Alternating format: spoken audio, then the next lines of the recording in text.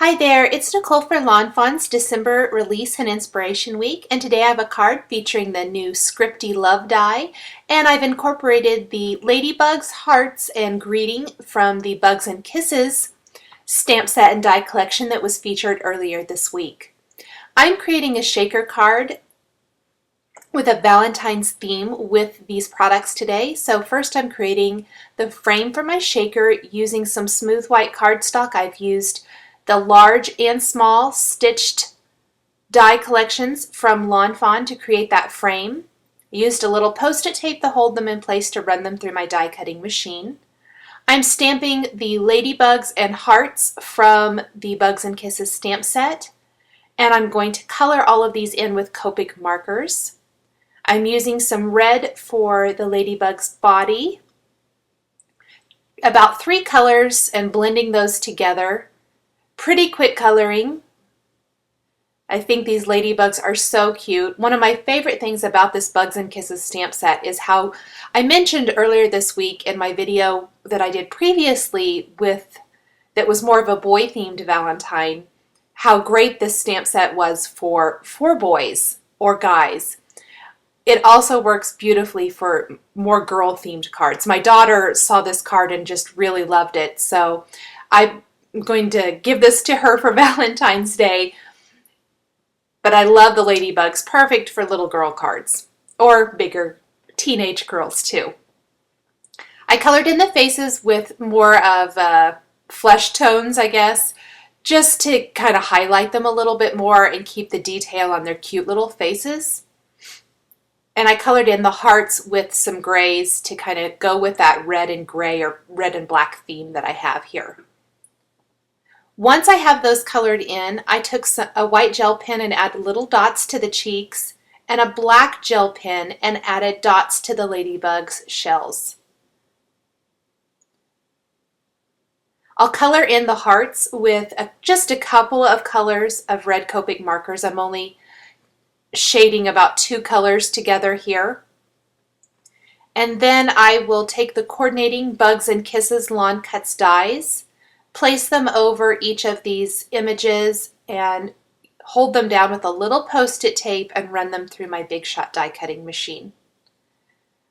I use the magnetic platform for the die cutting machine. However, I have found that sometimes my dies still shift, and I just hate for all of that work for coloring to go to waste if my dies shift while they're running through. So I like that little added extra protection of the post-it tape holding them in place.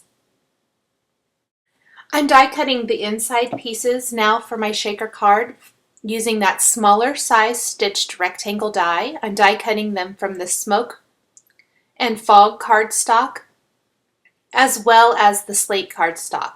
The 2 lighter cardstocks are going to be the landscape portion, and then the darker cardstock will be the background for the inside of my shaker card. I've die cut the 2 landscape pieces first because I love having that stitched detail around the bottom 3 sides. It coordinates well then when I use the stitched hillside borders dies to create the landscape. That way there is stitching detail around all 4 sides. So I did the smoke gray first, and then I will do the fog, and that will be on the forefront for my background landscape pieces. Once I have all of those die cut, I'm going to kind of make sure everything is looking the way I want it to look. I can stamp my greeting. And one of the things I tried really hard to do with this card was to create a lot of dimension, I guess is what I want to say. I have die cut my Scripty love word from some Schoolhouse red cardstock and then some clouds using the Spring Showers Fawn die cuts. And I need to lay everything out so I can see exactly where I need to put my greeting. I am replacing the word love in the greeting stamp from the Bugs and Kisses stamp set with the die cut word love.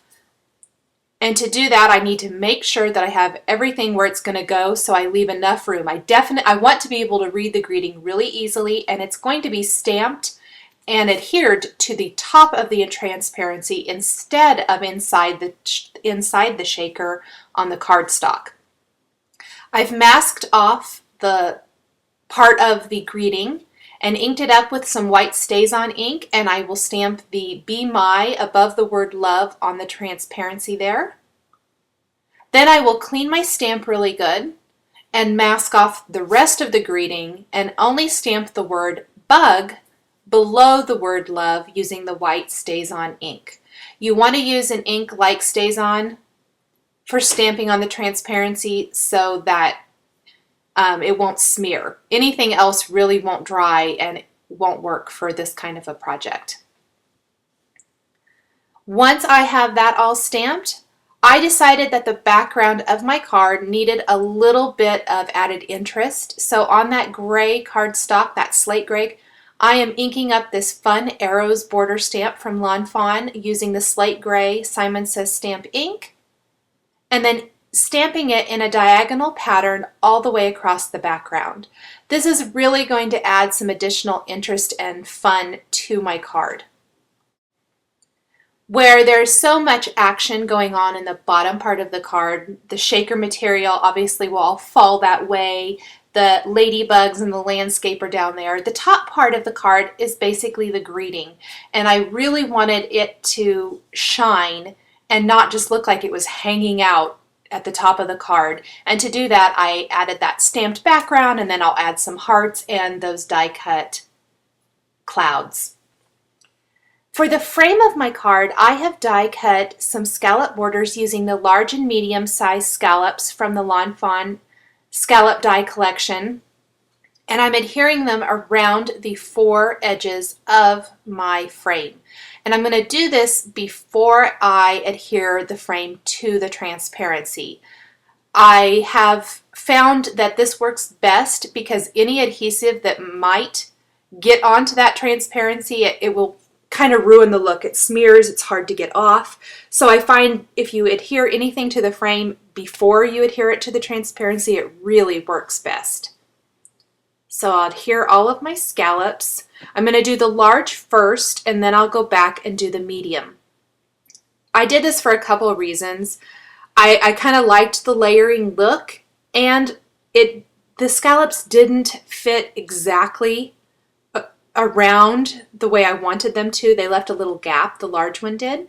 So a way to cover that up was by adding that next size scallop right on top of there. I like the pop of color around the frame. I think it helps tie into the die cut word love, as well as the red hearts and the red ladybug. I can go ahead and assemble the card now. I've attached the background.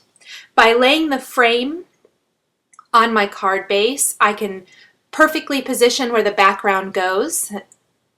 Add my landscape and ladybugs. I use the Wink of Stella Clear Glitter Brush Pen on the hearts on the ladybugs. Then I'll lay out my other pieces, the clouds and things, so I can figure out exactly where I want to adhere those. I'm tucking one of the medium clouds on the back of the card. I'll just trim off any of that excess.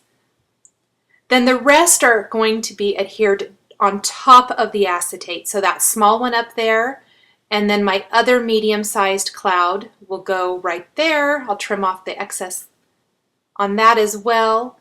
Add some dots of glue to the Scripty word love, and attach that on top of my acetate. I'm using an acrylic block to hold that in place until the glue dries. Use a few bling glue dots to hold my little hearts in place, and then I'm cutting strips of foam adhesive to go around the frame of my card, and I'm doubling it up. If you've seen any of my shaker cards before, you know I like to double up this foam tape because it's fairly thin, and that allows greater movement for the shaker material. So I cut it in half to get the most out of my foam tape. There is my frame. I'm ready to fill it with some fun things. I've got some pretty pink posh heart confetti, and then some seed beads in red and white and clear. Just get a nice assortment of fun things in here. I can pull off all the backing paper for my shaker, and then I will take my card base with the background to my shaker, line that up.